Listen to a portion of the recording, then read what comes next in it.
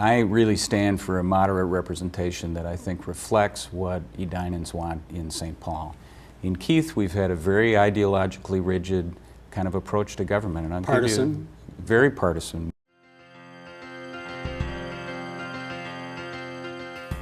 Democratic Visions is handmade by volunteers for the entire metro region by DFL Senate District 42.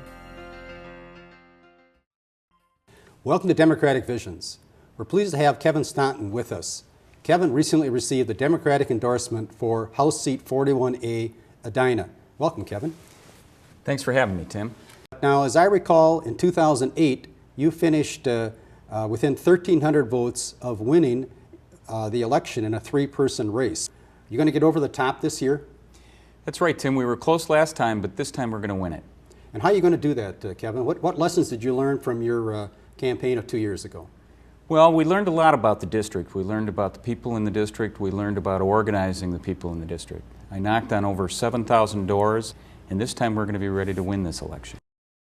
The folks who live in Edina are a wide range. We've got a lot of seniors in our community who are both in their the houses that they may have raised their kids in and moving to other places in Edina. We've got young families who have kids in the schools and playing various sports. I know, for instance, I'm a baseball coach in Edina.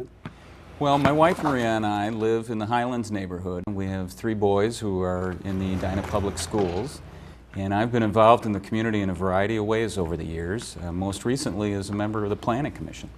When you think about the best ways to maintain the quality of life in our state and our city, you have to talk about maintaining the great economy that we've had, making sure that we're protecting our environment, making sure that we're investing in our infrastructure and, most importantly, our education, which is a real foundation of our community and our success in Edina. You lost to office holder Keith Downey, and now you've had a couple years of observing how Keith has comported himself in office. Can you draw any kind of contrast between Keith and yourself as to how you would serve the citizens of Edina? Well, I think the distinctions are very clear. I really stand for a moderate representation that I think reflects what Edinans want in St. Paul. In Keith, we've had a very ideologically rigid kind of approach to government. And partisan? Very partisan. One example I can give you of his partisan approach is the vote this session on the general assistance medical care. He was part of an overwhelming majority that voted in favor of a compromise. Now that was early on in the session, wasn't it? Early on in approximately March or so, early March. Where a compromise was hammered out between Republicans and Democrats, overwhelmingly supported by both parties. The governor vetoed the bill. When the exact same bill came before the legislature on the override vote, Keith Downey voted against it. Flip-flopped? Flip-flopped on the vote. What other areas have you noted that you think that you might, or you know that you'd provide different service to your constituents than Representative Downey has? Well, the most recent example is the early childhood omnibus bill that was passed at the end of the session. Keith is one of he's the ranking Republican member on the early childhood committee, yet he voted against the omnibus bill that passed again with a large bipartisan majority. In fact, even Senator Michelle in Edina voted for the early childhood bill, and the governor signed it despite the fact that Representative Downey encouraged him to veto it. Did that involve expenditure of state funds? It didn't even involve expenditure of state funds. They raised $150,000 of nonprofit private money to finance some additional examination of coordinating our strategies on early childhood, and took advantage of some federal money to do some coaching and guidance of child care providers. Now I have some recollection of another measure that he, I think, served as a co-author, having to do with a constitutional amendment dealing with the state income tax. Are you familiar with that? I am. Representative Downey is a co-author of a proposed constitutional amendment that would eliminate the state income tax.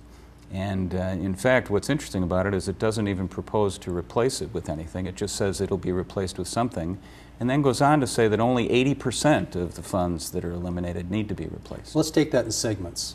We're going to eliminate under his measure the state income tax, which I suppose then means we're either going to have wholesale increase in the scope and amount of the sales tax, or presumably property taxes that will continue to rise unabated. Is that your understanding of the consequence of eliminating the state income tax? Well, I think that's right, and probably massive cuts. I mean, we have seen over the last 8 years that everyone keeps talking about education being held harmless. In fact, education has been cut during those years. We've got a $3 billion deficit, and the only chunk we took out of it was what Paul and the Democrats did with $300 million in cuts. Real cuts. We were lucky that those cuts didn't go into education, didn't go into healthcare. But $2.7 billion of them are borrowing from our schools, pretending that we're somehow not cutting the schools. Now let's turn to one other aspect. What about the bonding bill? Do you have any differences with Representative Downey in the bonding bill, which is, to my way of thinking, jobs, jobs, jobs? We do, and you're exactly right about being about jobs. We need to do what we can to help. We need to do that in the short term, and we need to do it in the long run. On the short term, one of the things that we can do is try to jumpstart some of this, some of the industries that could use some help. One of the industries that is sorely under capacity is the construction industry. And we have the opportunity, through building infrastructure that we would be building anyway, to put some folks back to work. And we can shift that timing to today and take advantage of historically low interest rates. As you know, the DFL legislature proposed about $1 billion in bonding construction work, and Governor Pawlenty even approved about a $680 million bill. Representative Downey was interested in spending only $200 to $250 million. In a bonding bill? In a bonding bill, that's correct. Unbelievable. Well, tell the people out in Edina what you're going to do for them once you're elected. Well, I think the thing that I'm going to return to the state capitol is some balance. Not an ideologically rigid approach, but balanced Something ways working to work. across the aisle, in other words? Exactly. Working with folks both on the Republican side and the Democratic side to come up with common sense solutions to the problems that we're facing. Well, I look forward to your election. Thanks for coming by, Kevin. Thanks for having me, Tim.